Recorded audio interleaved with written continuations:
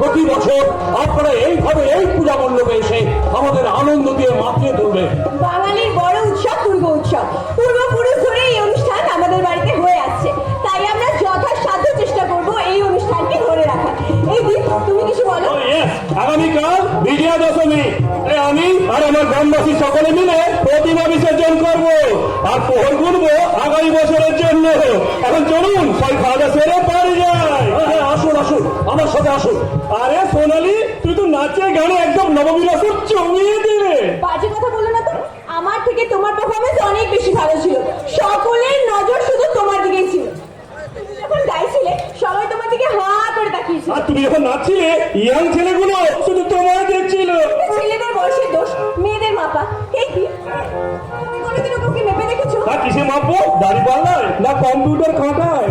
চোখের পাতায় চোখ দিয়ে কাউকে কোনোদিনও মনের খাতায় এঁকেছো বন্ধু? অভাগা যেদিকে যায় সাগর শুকায় যায়। বাজে কথা বলো না তো, সেই ছোট্টবেলা থেকে আমি তোমায় দেখে আসছি, তোমার সেরকম ইচ্ছে প্রকাশ আমি কোনোদিনও দেখিনি। সেই জন্যই তো তুমি আমার বন্ধু হলো, আমি তোমাকে সম্মান শ্রদ্ধা দুটোই করি, যাকে বলে একটা বিশিষ্ট ভদ্রলোক। একটু বেশি বাড়াবাড়ি হয়ে যাচ্ছে না? ওটাই না, যা সত্যি সেটাই বলছি। এমনি একটা কথা বলছিলাম, ঠিক বাবার সাথে কিছুক্ষণ আগেই কথা হচ্ছিল, আমার না গান শেখার খুব শখ। খুব ভালো কথা, তাহলে তোর গানের শিক্ষক রেখে গান শেখো। আমার তো পছন্দের গায়ক একজনই, আমি যা গানের ফ্যান। বেশ তো, তবে তার কাছেই গান শেখো। শিখবো তো, কিন্তু কিছুতেই তার সাথে যোগাযোগ করতে পারছি না, কি করে বলো তো? আচ্ছা তুমি কার কথা বলছো বলো, আমি ব্যবস্থা করতে পারি। আমার তো ইচ্ছা আমার গানের গুরু হবে গায়ক বিজয় রায়। আরে আগে বলবো তো সব ব্যবস্থা করে দিতে। তুমি ব্যবস্থা করে দিতে পারো? বিজয় রায় তোমার পরিচিত? আরে পরিচিত কি বলছো, বিজয় তো আমার বন্ধু, বেশ কিছুদিনের সাথে আমার যোগাযোগ নেই। প্লিজ প্লিজ, তাহলে তুমি ওনার সঙ্গে কথা বলো। কথা বলতে আমি চলে এলাম ম্যাডাম।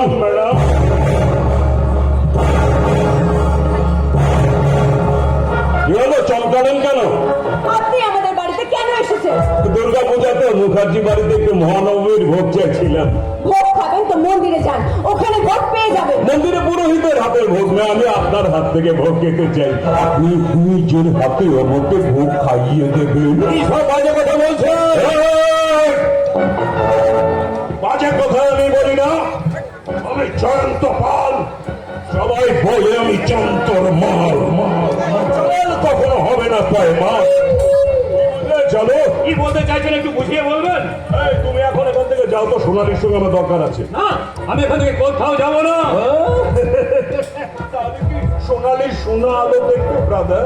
নোংরা কথা বলবেন না। তুই আমার খুব ভালো বন্ধু, অন্য কোনো বাড়ির সম্পর্ক নয়। দেখো, আমি কিন্তু জয়ন্ত পাল। সবাই বলে আমি চন্তর মাল। আমি বুঝি তোমাদের চাল। তাই চলবাজি ছেড়ে দিয়ে বলো তো সোনালি, আমাদের নাটকের রিহার্সাল করে যাচ্ছ না কেন? আমার ভালো লাগছে না, তাই আমি যাচ্ছি না। না না না, তা বললে কি করে হবে? টিমে যখন একবার নাম লিখিয়েছো, যেতে তো তোমাকে হবেই। আমি যাব না। কি করবেন আপনি আমার? এই, আমি জয়ন্ত পাল। সবাই বলে আমি চন্তর মাল। আমি মাল ছাড়া কখনো রাস্তায় বার হই না। দেখেছো তো যন্ত্রটা? এটাতে আঙুলে একটা চাপ দিলি না, একেবারে স্বর্গরথ সামনে এসে দাঁড়িয়ে যাবে। কি আপনি বেআইনি অস্ত্র ব্যবহার করছেন? বেআইনি অস্ত্র?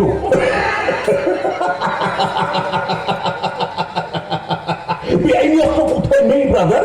যে পুলিশ প্রশাসন আমাদেরকে শাসন করে, তাদের কাঁধে গাদা বন্দুক আর পার্টি অফিসের ভাঙা আলমারিতে সাজানো আছে AK-47 এর মতো অস্ত্র। হিন্দু মুসলিম দাঙ্গা, সেখানে বেআইনি অস্ত্র। পাড়ায় পাড়ায় সমাজ বিরোধী, তাদের পকেটে বেআইনি পিস্তল, হাতে বোমা। আইন যদি সকলেই মানত ব্রাদার, এই সোনার ভারতও তো আবার নতুন করে সোনা বলতো। এদেশে সোনার মূল্য লক্ষ টাকা প্রতি ভরি হতে চলেছে, অথচ এদেশের শিক্ষিত বেকার সোনার টুকরো ছেলেরা সব বিষের কৌটো হাতে নিয়েছে, গলায় দড়ি দিয়ে ঝুলছে। আপনার গোলাপ শুনতে আমরা চাই না। দেখেন, আপনি চুপ করুন। গোলাপ নয়, গোলাপ করবো আমার সাথে। আমি জয়ন্ত পাল। সবাই বলে আমি চন্তর মাল। করলেই বুঝবে আমার চাপ। তোদের শরীরের ছাল ছাড়িয়ে ওই চামড়া দিয়ে আমি তৈরি করবো ঢোল। এই ঢোলে খনিত হবে বলো হরি হরি বল, বলো হরি হরি বল। অযথা আপনি আমাদের বিরক্ত করছেন কেন? যন্তর মাল কারো জবাব দিয়ে চলে না। দেখো, আমি না তুলসী পাতা না, আবার নিম পাতাও না, আমি হলাম তামাক পাতা। যে আমাকে চাওতে আসবে, সে নিজের চোখে পুরো একেবারে ফিনিশ হয়ে যাবে, ফিনিশ। আপনাদের মতো মানুষের মুখে জ্ঞানের বাণী মানায় না। আমি জয়ন্ত পাল। সবাই বলে আমি যন্তর মাল। আরে আমাদের মতো মালেরাই তো জ্ঞানের বাণী বলবে। সাধুরা কি দেশ চালাবে? এই দেশ তো চালাবে আমাদের মতো দুর্যোধন দুঃশাসনের দল। মানে মানে জীবনটা একটা মহাভারতের মতো। এখানে এখনো দুর্যোধনের কথায় দুঃশাসনের দল ওই কলির দ্রৌপদীর বস্ত্র হরণ করে। ধৃতরাষ্ট্রের মতো অন্ধকার জন্য আছে, যারা অন্ধের মতো দেখতেই পায় না এই সমাজের দুর্যোধন দুঃশাসনের অন্যায়। আবার শকুনির মতো কিছু বিস্মাল আছে, যারা জনগণকে কুবুদ্ধি দিয়ে ভুল পথে পরিচালিত করে। কর্ণের মতো দাতাও আছে, যারা দান করে আর ঠকে, দান করে আর ঠকে। অর্জুনের মতো বীর আছে, যুধিষ্ঠিরের মতো সত্যবাদী অবশ্যই আছে, নইলে চন্দ্র সূর্য উঠত না। নেই শুধু শ্রীকৃষ্ণের মতো সুযোগ্য সারথী, যে প্রকৃতই যোগ্য, যে প্রকৃতই সুন্দরভাবে এই দেশ নামক রাস্তাকে সুন্দরভাবে চালিয়ে নিয়ে এগিয়ে যাবে। আপনাদের মতো দুর্যোধন দুঃশাসনকে জব্দ করার জন্য আবার শ্রীকৃষ্ণ জন্ম নেবে। তর্ক যদি করতেই হয়, কোনো জ্ঞানী লোকের সাথে করুন। জিততে না পারলেও কিছু শিখতে পারবে। মূর্খের সাথে তর্ক করার অর্থ নিজেকে মূর্খ প্রমাণিত করা। আমি চন্তর মাল, জয়ন্ত পাল। তোমাদের এই পাল ছেড়ে নৌকার মতো নৌকায় আমি হাল বাইতে ভালোবাসি না।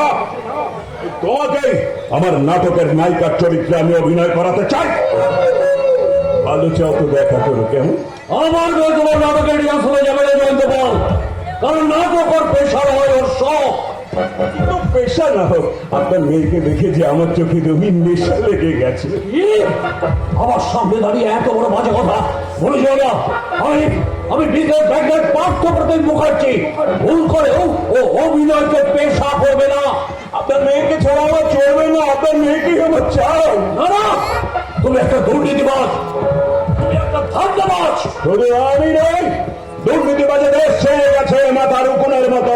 যেমনি তল্লাশি হলে দেখতে পাবেন কত শত দুর্নীতিবাজ দুর্নীতি করে আজ বাস করছে সমাজের উঁচু তলায়। যে দেশে জুতো বিক্রি হয় এসি রুমে আর বই খাতা বিক্রি হয় রাস্তার পাশের ফুটপাতে, সেই দেশে দুর্নীতিবাজরা থাকবে 5 তলায় আর সব জ্ঞানী ব্যক্তিরা থাকবে গাছতলায়। এটাই তো স্বাভাবিক। এদিন খুব তাড়াতাড়ি বদলে যাবে, আপনি তৈরি থাকুন। কোনোদিনই বদলাবে না, কারণ ব্যবসায়ী থেকে সাধারণ মানুষ সকলেই আর 2 নম্বরই করে চলেছে। ব্যবসায়ীদের কাছে গেলে বলে আমি কোনো 2 নম্বরই কারবার করি না, অথচ রেশনের মাল খোলা বাজারে চড়া দামে বিক্রি করে মোটা টাকা কামাই করছে। সমাজকে শিক্ষা দেয় যে শিক্ষক, সেই শিক্ষক তাদের কাছে প্রাইভেটে যে ছাত্রছাত্রী পড়ে তাদেরকে পাশ করিয়ে দিয়ে টাকা ডাক্তার মোড়া রুগীকে নার্সিং হোমে ভর্তি করে দিয়ে মোটা টাকা কামাই করছে। প্রসূতি মায়েদের নর্মাল ডেলিভারির বদলে তাদেরকে মৃত্যু ভয় দেখিয়ে সিজার করে টাকা দিচ্ছে। আইন আদালতের বুকে দাঁড়িয়ে মাননীয় উকিল বাবুরা টাকার জন্য ধর্ষিতার পক্ষ না নিয়ে ধর্ষকের পক্ষ নিচ্ছে। আর সাধারণ জনগণ সামান্য কিছু টাকার বিনিময়ে নিজেদের ভোটটাকেও বিক্রি করে দিচ্ছে। তাহলে মিস্টার পার্থ প্রতিম মুখার্জি সাধুরা কে আছেন? শুনুন, এই দূষিত সমাজে খেয়ে পড়ে বেঁচে থাকতে হলে বাল্মীকি মুনি হলে চলবে না, দর্শনাত্মাকর হতে হবে। সেই সমাজ আপনাকে সম্মান করবে। আন্ডারস্ট্যান্ড? আপনি কি বলতে চাইছেন এই দেশ থেকে সত্য, বিবেক, নীতি মুছে গেছে? অবশ্যই। সত্য কথা বলার মতো সাহস কোথায়? সত্যবাবুর গায়ে জোর। ঠিক কথা কে বলবে? উচিত বাবুর মুখে তালা। শান্তি নেই রে ভাই, কারণ শান্তি বাবুরা ঝিমোচ্ছে। জ্ঞানের কথা শুনবে কে, বলবে কে, তাই জ্ঞান বাবুরা চুপ। আর ন্যায় নীতি নেই বলে নীতি বাবুরা তো কবেই দেশ ছেড়ে পালিয়ে গেছে। তাই তো জনগণের মনে আজ ক্ষোভ জেগে উঠেছে, কিন্তু প্রতিবাদের ভাষা নেই, কারণ প্রতিবাদ বাবুর গলায় ক্যান্সার হয়েছে। তাই আমরা ছিলাম, আমরা আছি, আমরা থাকবো চিরকাল। সোনালি আগামী পরশু নাটকের রিহার্সাল তোমার অবশ্যই আসা চাই।